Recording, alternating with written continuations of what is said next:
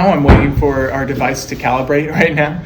But this device right here is what we call an ATP meter.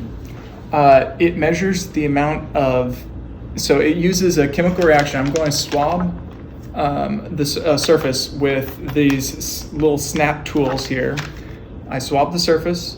I will release a chemical into the tube that activates a luminescent process, and this device will measure the amount of light released in order to measure the amount of, to get an estimate of the amount of ATP, which is a molecule that's in all living things, and it will give you a rough estimate of the ATP on a surface. Now this is a back of envelope test, but it can be a good idea to get a general idea of the amount of biological activity on a surface. So first off, I'm going to do this normal table here. Make sure to get this all nice and good here. Get this in the test tube. Now releasing the chemical into the test tube. Make sure to stir it up all nice and neat here. Open this up, put it in. It will now measure the light that's being emitted by the chemical reaction with the ATP to give you an estimate of the amount of femtomoles of ATP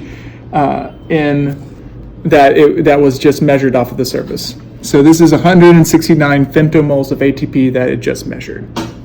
So let's do a comparison with that. Now let's try, this is an Rx surface here, this little patch here. And what we can do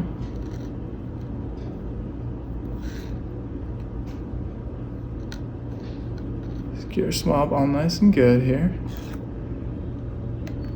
Put it in, snap.